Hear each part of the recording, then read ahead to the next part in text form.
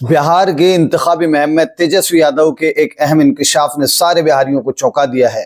उन्होंने कहा कि अमित शाह ने इंतखाब में धांधली की खातिर गुजरात से 10 आला अफसरान को बुलवाया है। इसके बाद वहां मौजूद मजमे से पूछते हैं कि क्या आप लोग इन लोगों को बिहार का इंतखाब लूटने की इजाजत देंगे। अवाम ने गुस्से से ना कहा तो उन्होंने सवाल किया कि जो वोट चोरी कराएगा उसे सजा मिलनी चाहिए या नहीं। इस बार अवाम सजा देने के लिए तैयार है, छोड़ा नहीं जाएगा। सारे लोग चीख चीख कर कहते हैं कि जरूर मिलनी चाहिए। इस माहौल साजी के बाद तेजस्वी यादव की दहाड़ सुनाई देती है कि जो भी अफसर अमित शाह के साथ मिलकर गड़बड़ करने की कोशिश करेगा उसको इतनी कड़ी सजा मिलेगी कि वो सोच भी नहीं सकता।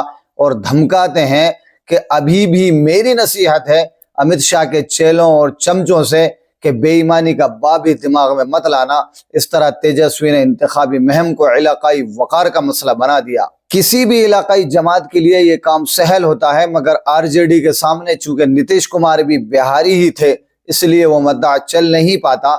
मगर बीजेपी ने जब से नीतीश को हटाने का इशारा दिया आरजेडी का काम आसान हो गया है। बीजेपी के सितारे फिलहाल गर्दिश में हैं। उसका सबूत अभी हाल में सामने आया। वजीर आजम नरेंद्र मोदी को एहसास है कि मुल्क में दलितों के खिलाफ होने वाले पेदर पे मजालिम से इस तबके में बीजेपी के तीन नाराजी है। किसी मुल्क में अगर दलित चीफ जस्टिस पर जूता चलाने वाले ब्राह्मण का बाल बेका ना हो और डीजीपी रैंक के दलित आईपीएस अफसर को खुदकुशी करने पर मजबूर कर दिया जाए तो किसी भी कौम के अंदर मायूसी का पैदा होना फितरी अमल है। इस लिहाज से मोदी जी ने कर्पूरी ठाकर और सीताराम केसरी के साथ कांग्रेस की बदसलूकी को भराने का इरादा किया। इस मामले में मोदी भूल गए कि संघ परिवार ने कर्पूरी ठाकर को जो गालियां दी थी और मुखालिफत की थी वो लोगों को अब भी याद है। सीताराम केसरी को याद करने वाले मोदी जी शायद नहीं जानते कि उनकी पार्टी ने भी एक दलित बंगारू लक्ष्मण को अपना सदर बनाया था। उनको साजिश के तहत रिश्वत में फंसाकर हटा दिया गया। वो जेल भी गए और जिस वक्त इंतकाल हुआ तो वो जमानत पर थे।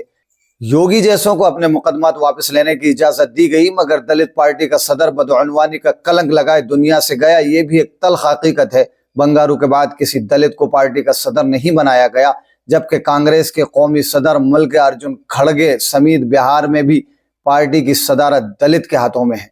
मोदी जी जिस जलसा आम के अंदर सीताराम केसरी की हमदर्दी में मगरमच्छ के आंसू बहा रहे थे, वहां एक अजीब व गरीब वाक़े ने उनको बेनकाब कर दिया। ये बात सारी दुनिया जानती है कि एनडीए खीमे में नीतीश कुमार और चिराग पासवान गोना गो वजूहात की बिना पर एक दूसरे के दुश्मन हैं। उस रोज स्टेज पर मोदी समेत दोनों लोग मौजूद थे।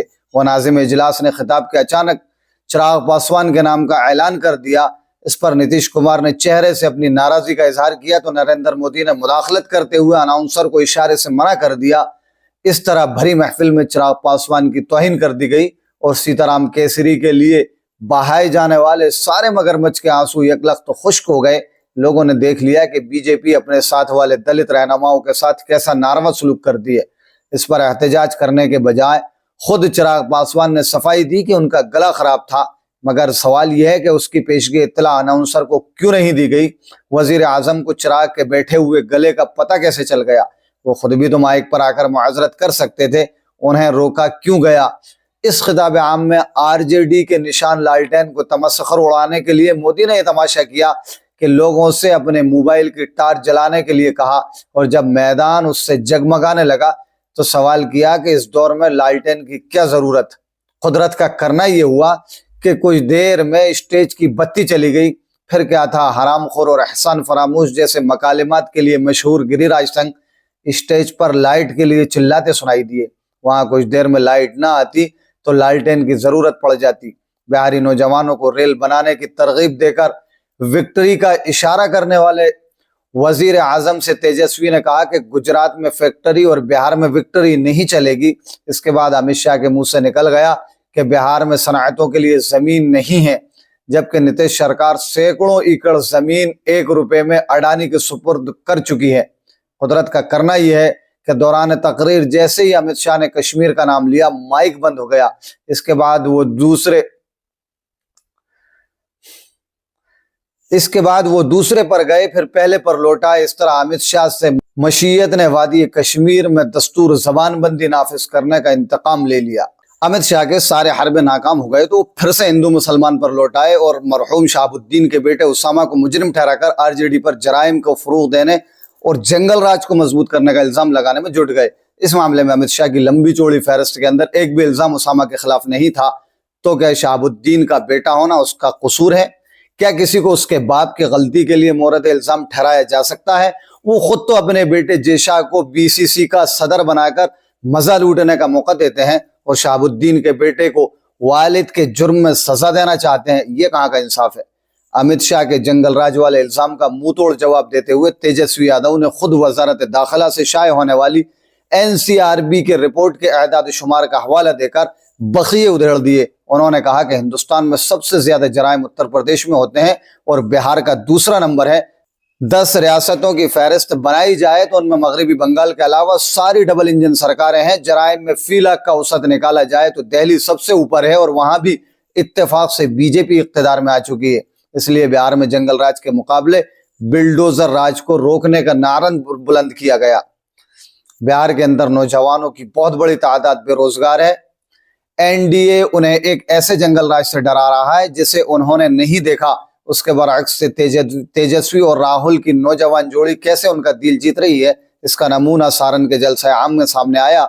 वहां पर तेजस्वी यादव ने कहा कि मेरी उम्र कच्ची है लेकिन जुबान पक्की, मैं जो कहता हूं वो पूरा करता हूं, लोग मेरे वादों पर भरोसा कर सकते हैं। इस बात की गवाही बिहार की आवाम है।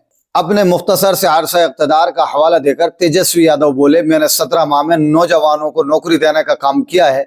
महागठबंधन की हुकूमत बनने के बाद भी नौकरी दी जाएगी। हुकूमत साजी के लिए 20 दिन में कानून बनाकर बगैर सरकारी नौकरी वाले खानदानों को 20 माह के अंदर में मुलाजिमत दी जाएगी।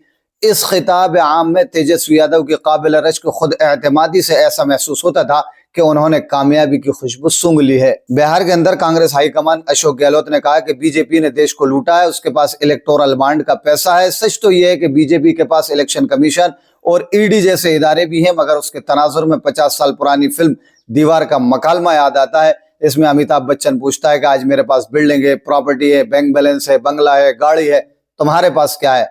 इसके जवाब में शशि कपूर कहता है, मेरे पास माँ है। इसी तरह मोदी के पास सब कुछ है मगर तेजस्वी के साथ आवाम